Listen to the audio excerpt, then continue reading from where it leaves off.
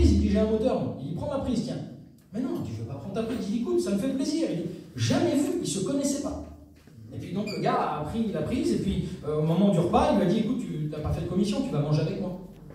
Il dit, non, c'est bon, mange avec moi, fais-moi plaisir. Puis donc ils ont mangé ensemble, et puis le lendemain ils ont mangé ensemble, et le gars lui dit, écoute, ce soir, je suis un, oui c'est ça doit être un prédicateur, je suis un prédicateur, il dit, je fais la réunion ce soir sous mon store, ça me ferait plaisir que tu viennes à la réunion. Il dit, oui, si tu veux. Et ce gars est venu à la réunion. Et quelques temps plus tard, l'histoire nous dit que ce gars s'est converti. Quelques années plus tard, à l'école biblique, je ne sais pas si c'était peut-être pas à ta session, Richie ou Fares, ou je ne sais pas, il y a quelques années, à l'école biblique, quelques années plus tard, il y a un pasteur qui, comme moi, explique cette histoire. Il explique ça. Et il y a un gars dans l'auditoire qui se lève, il dit, mon frère, il dit, oui, excuse-moi de t'interrompre en pleine prédication, mais je suis obligé de parler. Il dit quoi? Il dit, le gars qui arrivait avec sa caravane, qui n'avait pas de place, il dit, c'est moi, aujourd'hui je suis serviteur de Dieu, je suis à l'école biblique. Pourquoi? Parce que l'autre lui avait donné sa place. Il n'avait pas parlé. Il n'y a pas besoin de dire des mots, il n'y a pas besoin de dire des grandes phrases. Bénir sans rien dire. C'est bien beau de dire, oh, je suis un chrétien, tu sais mon frère, si tu viens, je te donnerai ma place, je te donnerai ma prise, tu mangeras chez moi. Puis quand le gars arrive, ah ben, tu as vu, c'est compliqué, il n'y a pas de place, oui, c'est difficile. Il y en a beaucoup des chrétiens qui feraient avec les moyens des autres. Ah, si j'avais de l'argent, je la construirais l'église. Si j'avais de l'argent, je donnerais ma dîme. Mais si j'avais de l'argent, non, mais j'aiderais tout le monde. Mais on ne demande pas de faire avec ce que tu n'as pas. On demande de faire avec ce que tu as. La petite veuve, dans le temps, si elle attendait d'avoir autant d'argent que les autres, elle n'aurait jamais rien donné. Mais Jésus l'a vu. Jésus l'a vu. Pourquoi? Parce qu'elle a donné son nécessaire. Si elle allait attendre d'avoir autant que les autres, elle n'aurait jamais rien donné et Jésus ne l'aurait jamais vu. Et Jésus a fait attention. Il dit, regardez, les frères, regardez la petite veuve là. Vous avez vu, il y en a qui ont donné beaucoup, mais elle a donné de son nécessaire. 2 petites pièces portantes. C'est pas grand-chose. On ne demande pas de donner 1 milliard. On ne demande pas de donner ta maison. On ne demande pas de donner ton terrain. On ne demande pas rien. Mais donne ce que tu peux faire. Bénis avec ce que tu as. Bénis avec ce que tu peux bénir. On ne demande pas. Il y en a qui disent, oui, mais moi, si j'étais prédicateur, je ferais comme ça. Et puis moi, si je chantais, je chanterais partout. On ne demande pas de faire tout ça. On ne demande pas de dire avec des si. Vous savez, il y a un proverbe qui dit, avec des si, on scie du bois. Mais avec des si, c'est bien. Mais vous savez, lorsque Jésus parle dans Matthieu 6, il ne dit pas si tu jeûnes. Hein. Je ne sais pas si vous avez fait attention à Matthieu 6 là. Si tu jeûnes, si tu donnes ton offrande. Non, il dit quand tu jeûnes, quand tu donnes ton offrande, quand tu pries. C'est-à-dire que c'est normal, c'est logique, c'est biblique, c'est limite obligatoire. C'est tout à fait normal de le faire. À chaque fois que tu vas le faire, parce que Dieu sait que tu le fais. Mais il ne dit pas si tu pries, si de temps en temps tu pries. Et puis je peux me poser la question, ce n'est pas le sens du texte, mais je peux poser la question. Quand tu jeûnes, quand est-ce que tu jeûnes au fait? Quand tu pries, il dit quand tu pries, fais ceci, cela, mais moi je peux poser la question, quand est-ce que tu pries? Et puis là, il dit, quand tu donnes ton offrande, que personne ne te voit, ce n'est pas le sens de ça, mais je peux poser la question, quand est-ce que tu donnes ton offrande? Je crois que c'est important de se poser les bonnes questions. C'est bien beau de vouloir être de bons chrétiens, mais la Bible nous dit, c'est Jacques qui dit ça, ne vous bornez pas à écouter la parole de Dieu, mais mettez-la en pratique. Et je crois que c'est important, ce matin, de comprendre ça. Donc, on le met sur sa propre monture, on lui donne sa place. Ensuite, on le conduit à l'hôtellerie, et il prend soin de lui, et il paye. Il prend soin de lui. La bienveillance, prendre soin des autres. Ah, encore un fruit de l'esprit. La bienveillance, veiller sur les autres. Prendre soin des autres, prendre soin des frères, prendre soin de sa famille, prendre soin de ceux qui ne sont pas de sa famille. Bienveillant. Ah, bah ça va, il a qu'à les chiner. Ah, bah ça va, bah, il n'y a pas de manger, bah voilà. Un jour, on en parlait hier, j'ai entendu cette petite histoire, et puis Richie me l'a raconté encore hier, et je crois que ça va avec. C'est bien beau de dire si je pouvais, si j'avais, mais dans un foyer, il y a un jour un père qui était en train de prier pour son voisin.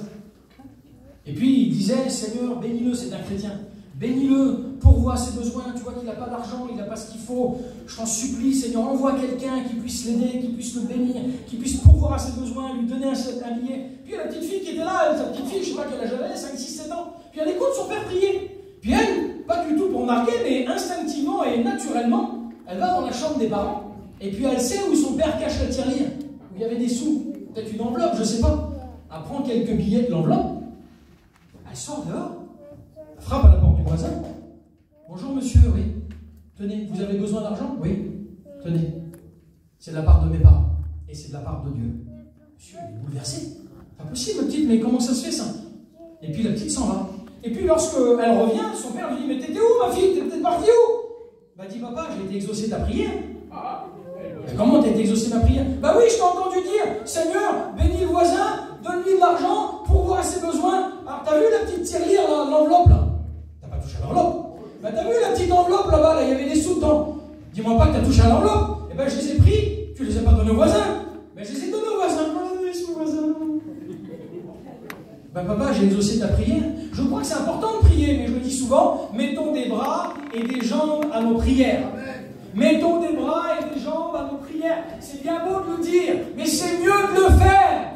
Bénir sans rien dire. Je crois que c'est à ça dont on est appelé. Il aurait pu dire, ah bah tu sais, je vais l'aider, je vais t'aider plus tard. Ou la petite fille, elle aurait pu dire, bah papa, je sais pas, ça serait bien qu'on le fasse. La petite fille, elle a compris qu'il fallait le faire. C'est ce que me disait le monsieur là. C'est pas le tout de dire, il faut faire. Il faut faire, et je crois que c'est important. Je crois que c'est important. Vous savez, Jésus n'a pas annoncé son message en disant, je vais mourir pour vous, je vais donner ma vie. Il l'a dit quelques fois, mais il a fait plus que ça, il l'a fait. Il est monté sur la croix et il a eu le courage, il a eu la force de le faire. Et là, croyez-moi, vous savez, on peut avoir plein de bonnes intentions. Hein. Le fils prodigue, il avait des bonnes intentions. Lorsqu'il était dans la misère, lorsqu'il est parti de la maison de son père, à un moment, il a été repris dans son cœur et puis il s'est dit, il y a une décision qui est venue dans son cœur. Une intention. Je me lèverai et j'irai vers mon père. C'est bien. Dès que j'ai de l'argent, je fais ma dîme. Dès que je travaille, je fais ma dîme. C'est bien. Dès que j'ai un temps de prière, je prie. Dès que j'ai un temps dans l'après-midi, je te promets, Seigneur, je lirai ma Bible. C'est bien. Une bonne intention. Il y a une intention qui naît dans son cœur. Je me lèverai et j'irai vers mon père. Et puis à un moment, il va prendre la décision. Et il se lève. La décision. À un moment, on est là, confronté. Mais après, comment il a fait pour se retrouver avec son père? C'est parce qu'il a agi. Il est allé. Intention, décision, action. J'ai l'intention, il y a quelque chose qui est bien dans mon cœur, quelque chose qui mûrit, là, qui est en train de naître ce matin. J'ai des bons désirs qui arrivent. Et puis allez, je le fais. Je prends la décision. Je te promets, Seigneur, je donne ma dîme. Je te promets, je prierai. Je te promets, je jeûnerai. Je te promets, je vais être un moyen de bénédiction pour les autres. Mais après, il y a l'action. Et ce qui a fait que le fils prodigue s'est retrouvé avec son père, c'est parce qu'il a agi. Et quand vient le moment, un temps libre dans l'après-midi, Saint-Esprit rappelle à ton cœur l'intention, la décision, et alors l'action.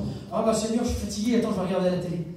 Et puis quand il y a le moment que monsieur nous paye, qu'on doit prendre sur la somme en question 10%, qu'on doit le mettre de côté. Ah, t'as vu, j'ai des assurances à payer, il y a la traite, il y a la panne, et il y en aura toujours. Donc c'est bien beau les intentions, c'est bien beau les décisions, mais l'action, il n'y a pas besoin de parler, il faut faire. Il faut faire. Vous savez, je dis souvent, les décisions, pour ceux qui sont pêcheurs de poissons, là, les décisions, c'est comme les anguilles. C'est facile à prendre une anguille, hein, c'est facile à attraper une anguille. Mais c'est difficile à tenir, hein, vous avez vu, c'est comme un savon. Hein. C'est facile à prendre, mais c'est difficile à tenir. Bien, les décisions, c'est pareil. C'est facile à prendre une bonne décision. Là, on est motivé, on y va, allez, on va le faire. Mais quand vient le moment de le faire, de tenir la décision, c'est plus compliqué. Je crois que c'est important que nous ne soyons pas des hommes et des femmes qui ne faisons que parler, mais nous devons vraiment agir. Bénir sans rien dire. Pas besoin de dire ce que tu as fait. Le Seigneur le sait, le Seigneur le voit et c'est ça qui compte. Dis-moi, Shalom. Jésus a dit, allez, faites de toutes les nations des disciples. Exactement, et je l'ai noté ce texte-là. Tu as raison de le rappeler parce que je l'avais oublié. Et je crois que c'est quelque chose de vraiment important. Je ne t'ai pas communiqué mes notes pourtant, mais c'est quelque chose de très important. Dans Matthieu 28, au verset 19, au verset 18, Jésus va dire « Tout pouvoir m'a été donné dans le ciel et sur la terre ». Ça, c'est juste avant de partir au ciel. Il convoque les disciples sur la montagne, il leur donne un dernier commandement, un dernier ordre, un dernier conseil. Il leur dit « Les gars, n'oubliez pas que tout pouvoir m'a été donné dans le ciel et sur la terre ». Et puis le deuxième point, il va leur dire ceci. Il va leur dire maintenant, puisque tout pouvoir m'a été donné, allez et faites de toutes les nations des disciples, les baptisant au nom du Père, du Fils et du Saint-Esprit, et enseignez-leur tout ce que je vous ai prescrit. Et le dernier point, au verset 20, voici, je suis avec vous tous les jours jusqu'à la fin du monde. Ne vous inquiétez pas. Je suis avec vous, tout pouvoir m'a été donné, mais vous devez faire. Allez, faites de toutes les nations des disciples. Quand vous recevrez le Saint-Esprit, vous allez bénir vous. C'est bien. Mais maintenant, évangélisez le monde. Allez-y, bénissez. Bénissez vos familles, bénissez vos proches, bénissez ceux qui sont sur dans les terrains à côté de vous. Allez les visiter, un sourire, il n'y a pas besoin de parler. Il y en a qui vont dire, oui, mais moi, j'ai pas grand-chose, tu sais, j'ai pas de gros moyens. Mais tout le monde a un sourire. Un sourire, ça fait plaisir. Tout le monde peut dire un mot. À une langue, une bouche, laisser parler. Tout le monde peut dire un petit mot, ça fait plaisir. Tout le monde, la plupart, on a des capacités de pouvoir se déplacer, des jambes ou un véhicule, on peut se déplacer, on peut y aller. Tout le monde peut faire une visite. Ouais, tu sais, moi, j'ai pas de grande capacité, je peux pas prêcher, tu peux pas prêcher, tu peux pas chanter, tu peux pas témoigner, t'es timide. Non, mais tu peux aller visiter quelqu'un. Tu peux aller visiter quelqu'un, et ça fait plaisir. Ça vous fait pas plaisir une visite, vous?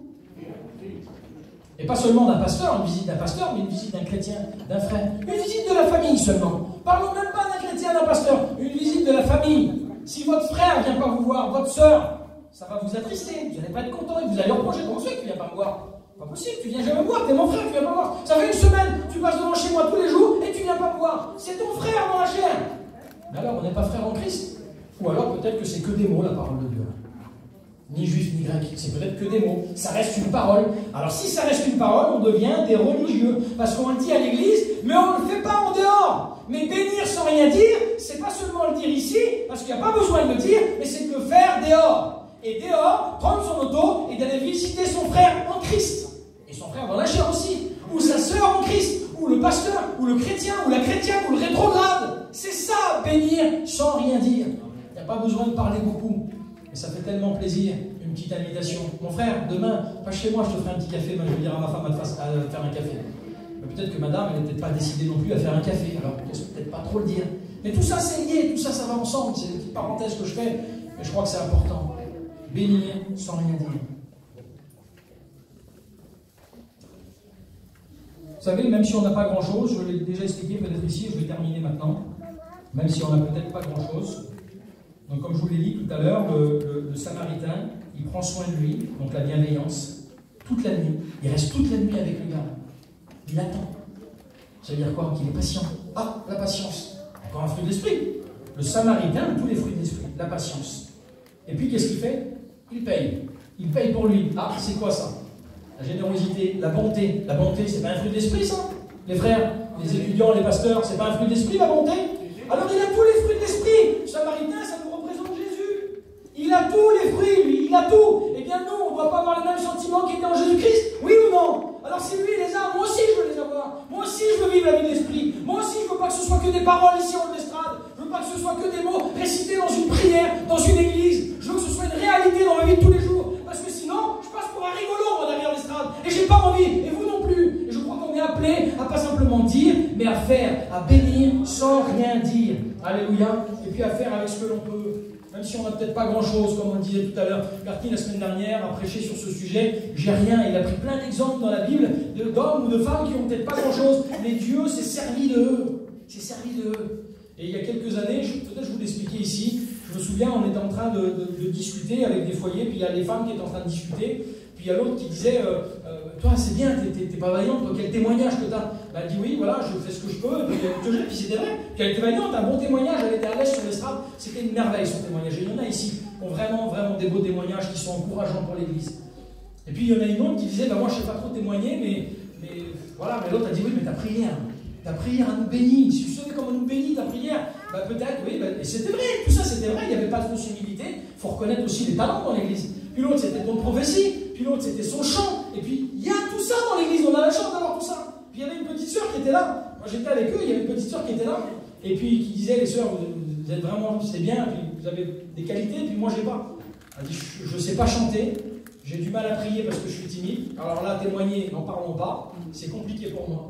Il m'a dit, c'est peut-être pas trop spirituel ce que je vais vous dire. Il m'a dit, moi j'ai quelque chose dans mon cœur, mon mari est serviteur de Dieu, il a dit, moi je ne sais pas trop témoigner, il m'a dit, je ne sais pas trop chanter, j'ai du mal à prier, je le fais chez moi, dans ma maison, chez moi, mais j'ai du mal à le faire à l'église. Et puis cette femme-là, elle a dit ceci, elle m'a dit, par contre, elle a dit, si vous saviez pour moi quel plaisir que c'est quand mon mari il invite des pasteurs, quel plaisir que c'est pour moi de mettre ma vaisselle à disposition de mon mari et des pasteurs et de leur faire à manger. Je sais bien faire cuire. Et je sais que c'est peut-être pas un don du ciel, mais elle dit je le fais, je sais que ça fait plaisir à mon mari, et je sais que ça fait plaisir à Dieu. Il n'y a pas besoin d'avoir un grand témoignage, il n'y a pas besoin d'avoir le don de prophétie, la science de tous les mystères, mais il y a besoin de mettre ce que tu as, ton talent, au service de Dieu. Il y en a un qui avait reçu 5 talents, l'autre qui en avait reçu 2, l'autre qui en avait reçu qu'un seul. Bah, tu en as reçu qu'un, bah moi je fais rien alors.